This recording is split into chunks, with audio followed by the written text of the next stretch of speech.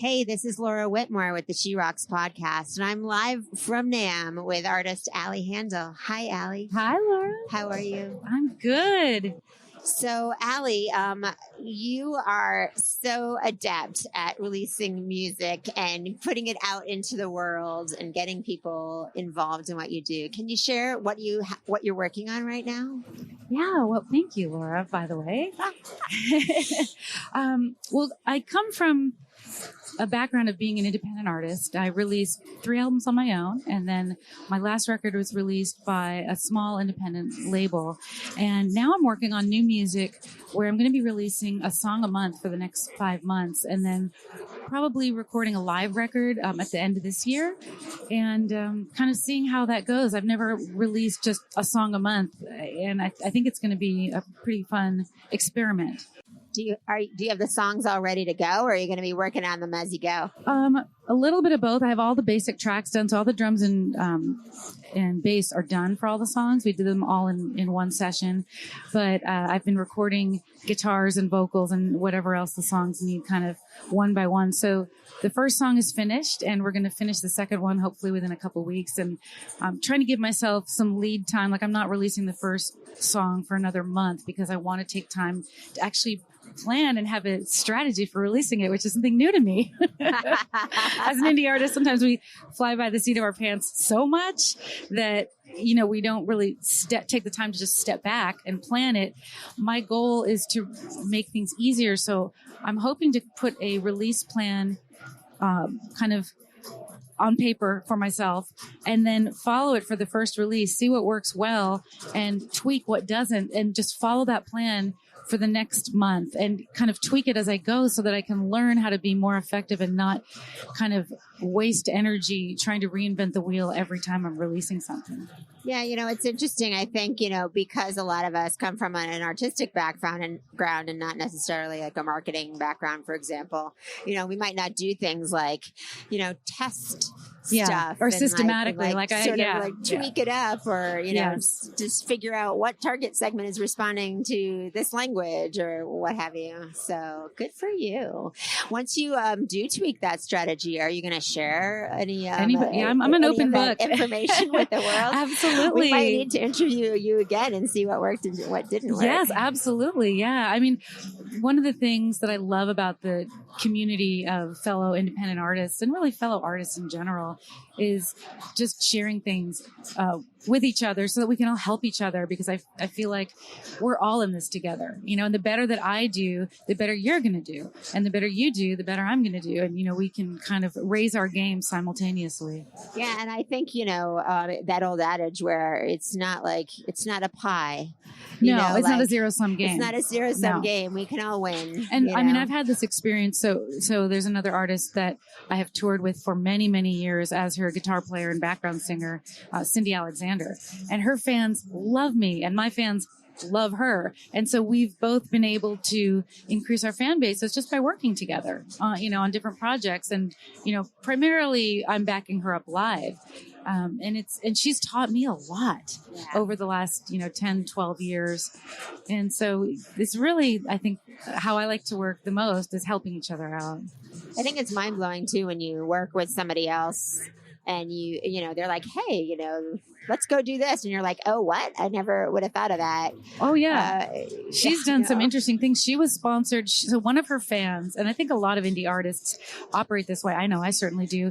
We go along with the opportunities we get based on who our fans are. So one of her fans managed a Hyundai dealership back east. So whenever we would go back east, we would go into the dealership with our acoustic guitars and sing for the people who were working, just to make their day better, right? And then we'd do a video, we'd put it up, on our Facebook and YouTube and all that stuff. We'd also do videos while we were driving, the person not driving would be taking the video, but we'd make it funny. We'd sing, she'd interview me, whatever. And people would get to see that, and we'd tag Hyundai, and she got a free car for the tour. So, I mean, we use whatever we can to get, and they loved it. I mean, it was a win-win for everybody involved. It's interesting because I work with brands a lot in the music instrument space, especially, but I think they're always looking for something cool to do too. And I do agree. think that there's a lot of opportunity out there that people don't necessarily tap into because they're afraid, like, oh, they won't want to hear from me or well, what have and I you. think generally that's true because usually artists approach a company with, what can you do for me? And that's the wrong way to approach them. If you can come up with an idea of what you can do for them, which is also going to be enlightened self-interest for yourself, that's a really great way to approach a company. And I always try to approach a company having thought a little bit in advance, like, do they want more women endorsers, say if they're a guitar company or accessories or what have you, or what can I do to help them? Maybe I can, do a regular YouTube series if they'll sponsor it, and that'll help me with my goal of producing content every week. And maybe it'll also help me with some income, and it'll help them align themselves with, a female musician who's out there every single week creating new content that's branded with that company. Yeah. And I think it's interesting, when I meet with companies, I always, I'm always talking about, here's what we're doing with the Women's International Music Network, this, and this. But I always make sure that I stop and say, what are your goals for this year? Like, what are you trying to accomplish? Like, how can we, work together so that we're all like elevating each other? And I think that, as artists, if you approach it in that way too, there's I always think about that, 2 places to play. Like you said, you go to a car dealership and just play. Like there's just like so many. I mean, it's not glamorous. It's not glamorous, but you save a lot of money if you get your car paid for when you're touring. A lot of the stuff. I mean, it's so true. A lot of the stuff that we do, especially as independent artists, but I don't know. I'm guessing maybe even as signed artists, sometimes it's not glamorous, especially in the beginning. And, you're paying your dues. I mean, I've been doing this for a long time and I still am sometimes paying my dues. But if you look at it as an opportunity to perform, connect with fans, I mean, sometimes it's hard to keep a positive outlook, but I think that's key to longevity, is always trying as much as possible to create win-win situations with other people so they want to help you, and then you can help them. Otherwise it does get very isolating and lonely and difficult. So I know that for your last album, you got signed to an indie label. Like, can you share a little bit about how did that change how you released that album from doing it completely on your own? Yeah, it was interesting. I mean, so for that record, they had a publicist, and I had never worked with a publicist, so that was great. Of course, I had built up my own relationships with, places like Guitar Player Magazine and things like that. But she had other kind of avenues to release my music, or to make people aware of it, not to release it. So they paid some money for that. They had a radio promoter, and actually the way I got signed was this radio promoter heard my record and said, you should really be releasing this on a label so that you can, have some radio promo. So those are things I had never experienced before. And it was nice. It was nice going on tour and getting, in a couple of instances, I actually had the experience of press in a small town where there was nothing else to do, bringing people out to the show. And that was something I had not experienced before. Like, and it doesn't really happen as much in the bigger cities, at least for me, but in a small town where there's not a lot to do, if you are like in the entertainment section with big photo and then you're on the radio there, it's a big deal, so that was really helpful. But it was interesting just being on a label, like you give up control of certain things. So like I wasn't able to license music through my regular channels because I temporarily for the life of this contract, which was, I think there's a couple more years on it until all the rights get reverted back to me. I don't get to control who licenses my music. So, I have certain avenues that I've developed over my own career that I can't really utilize. So it's interesting. It takes some of the control out of your hands, and that's something to think about, but on the other hand, for me, after having been an independent artist for so long, it was really validating just from a pure ego standpoint. It was really nice to work with someone who really believed in me, regardless of how effective it was something that I can say, okay, I've done that. Now next time, if I do that ever again, the dollars and cents have to make sense. It's not just about like, oh, maybe they can get me out a little more. It's like, okay, how much money are you going to put behind it? And is it more than I can raise myself? Because if not, there's no point in giving up control. Well, you checked that off your list. You got I did. on the label. Yeah, exactly. Yeah, right. But I mean, there's a lot to be said for working with people who believe in you and like, you know, taking some piece of the burden. Absolutely. They had a great graphic designer. I didn't have to do any of that stuff. And they did a great job. I mean, they did a really good job.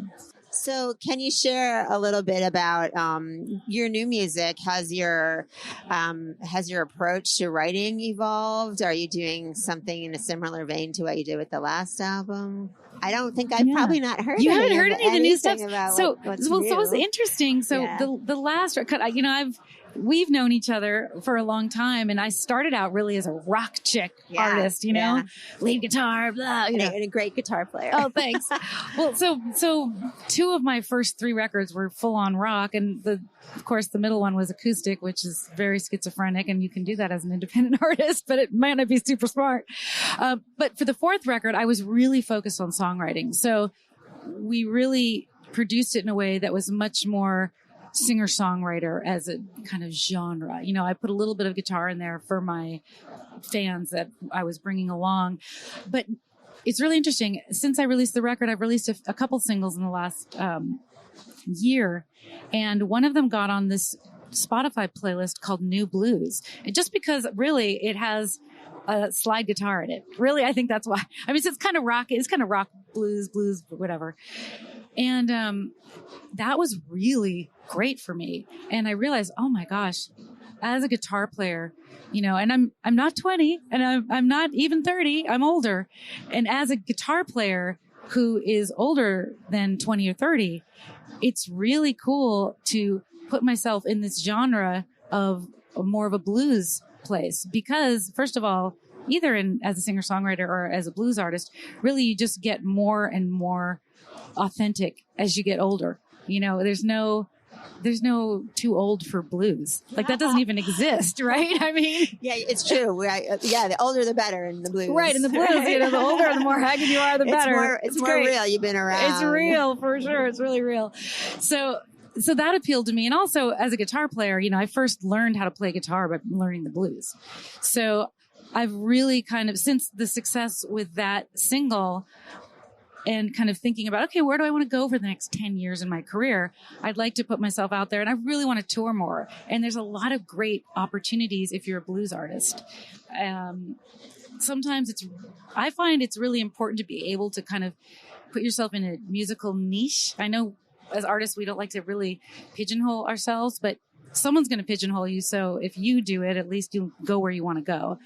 As a blues artist, I think there's more festivals to be able to play, and just more opportunities. Really, you know, even singer-songwriter is a huge genre, and I never really fit there because I was way more rock, more funk oriented. You know, I'm not a traditional blues artist by any means, but my stuff definitely comes. Flavor. There's a little flavor. You know, there's a little slide guitar. There's, you know, so it's been an interesting kind of journey musically, but you know, it's something that I enjoy. And and as an artist, you know, nobody wants to put out the same record over and over again. I mean, it's just super boring. So are you saying that the more of your new stuff is going to be more bluesy? Absolutely. Yeah, absolutely. Very bluesy. Yeah. Cool. It's funny. I was talking to Mindy Abair a couple of days ago about the blues and how I feel like my sense is that the blues is like I don't know. It's becoming more prevalent. Like I think so too, and especially women. Yes, in the blues genre. Samantha Fish, Larkin Poe is one of my favorite bands. Oh, they're so amazing. Yeah, I love them. Yeah. So I mean, I just see these women who are just contributing in their own unique way to that genre, and it's really refreshing and exciting, and it's so fun to see live. Yeah, and that's where I just and I have such a great band. I just want to get out there with them so much more. It's, you know, I traditionally have toured just by myself, and I can do it, but it's a completely different experience for myself and the audience. And I know my audience, they want to see me shred, you know, a little bit, you know, and I don't, you know, I don't. That's okay too. They want to see me shred a lot. I don't. That's not really my. But to be able to do that it's hard to do that solo acoustically. Yeah. It's so much easier to do that on electric guitar with a rhythm section. It's and just, the blues, you could take that anywhere. Your you really solo can. Can You be really anything can. on a different night. Go for it. Yeah, absolutely. Yeah, that's really cool. I want to see you playing live electric. Yeah. Kick-ass We'll have to organize something. Yeah. That's awesome. Can you share a little bit about what your like go-to gear setup is these days, and what guitars you playing? Yeah, right now I am playing a lot of my Gibson Les Paul. I have like a 1996 Les Paul Classic Plus. I love it. And my Telly, it's a custom shop Telly from Fender. And I just got this Fender Blues Junior. It's a small 40-watt amp. Is it 40 watts? How many watts is it? It might even be fewer than 40 watts. It weighs 40 pounds, which is really attractive to me because I can carry it around. But it sounds amazing. And I've been using that quite a bit lately. And I'm in the process of redoing my pedal board, but I've just connected with an amazing company called Cordial Cables, and I've been using their cables for everything. They're really high quality.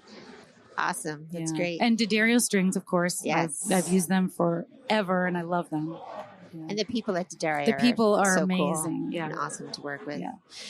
Can you, I just want to talk about this for a minute. Like, can you share, I am so impressed with how you market your music. Like, I'm friends with you on Facebook, and I've seen your Facebook ads and how they like pull people in and get them to interact with like what you're doing. And I just love how innovative and forward thinking you've been with how you market your music. So how did you learn how to do that? And can you share a little bit of advice in that regard? Yeah, absolutely. So I've been studying marketing for musicians, especially online marketing, for several years now. And there's a lot of people out there doing it. Right now, my favorite place to go to learn this stuff is a website called Indepreneur.io. And the way you spell that is INDEPR. Let's see, Indepreneur, like entrepreneur, PRENEUR.io. And I feel like they are very up to date and very practical and hands-on with their advice. And they really have the right attitude. Like they want to create like an army of 1 million super successful independent artists. And I think that's just incredible. And I also feel like the way they teach with their videos is just so easy to digest. And this stuff is so hard for so many musicians. Like, it's so easy to get overwhelmed. And even if if you sign up for this Indepreneur, it's a monthly membership. And I think right now it's like $40 a month, which is way underpriced for what they offer. But you will log in and then you'll see all the courses they have, like Spotify and how to do Facebook ads and all this kind of stuff. It can be completely overwhelming. But the thing that I like to say, and I try to take this advice myself, is just focus on one thing at a time. Oh, another piece of advice that this book is The One Thing. And I forget who the author is, but just Google The One Thing. And the whole principle of this book is, what is the one thing you can do either in your life or your career or whatever you're looking to improve? What is the one thing that will make everything else either unnecessary or easier? So for me, as an independent artist, yes, it's changed my life. If you just look at everything Give that me way. An example. Yeah. In my music career, my one thing is getting more fans, because the more fans I have, the more likely, first of all, if I really wanted another label deal, like a better one, maybe that with more money and all this kind of stuff, more marketing, blah, blah, blah, the more fans I have, the more attractive I am to anybody who wants to work with me. The number one thing for me, and the more freedom I have to not go with anybody, to just support myself by selling my fans my merch and my membership and all this kind of stuff.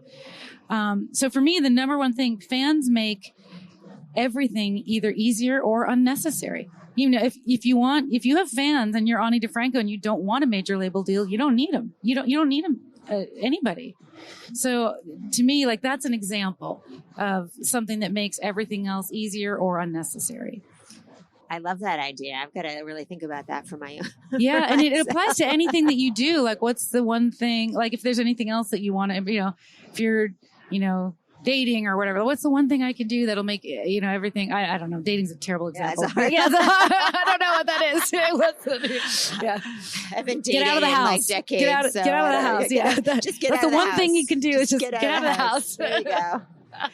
No matter what, you're going out. Right. You're not going to meet anybody in your living room. Yeah. Well, you might online, but but no. But no. Yeah. Oh. Wow. Well, that's some really cool thoughts. Thank you so much. Yeah. My pleasure. So what's next for you? Are you going to be touring? Are you going to be playing around? I'm hoping to. Yeah. I have. Right now I don't have a booking agent, but that's one of the things I'm looking to connect with. Do you know, like every single person says to me, "I wish I knew a good booking agent." I know everyone. So if you're listening to this and you want to be, we have a friend here who's like saying, "No, you don't need a booking agent.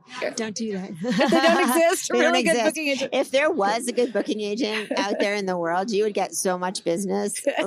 So hit me up if you're like amazing. Well, so what I'm doing right now is, I have an assistant who I work with, and he's right now researching places that I want to play. Maybe he could become a booking festivals. agent. Yeah, well, he's basically becoming my personal booking agent, And I mean, this is kind of the idea that I had. Like, I was like, well, what if I had a manager? What if I had, I'm not making enough money through my gigs at this point for someone to want to take 10 or 20%. It doesn't make any sense for them to earn a living.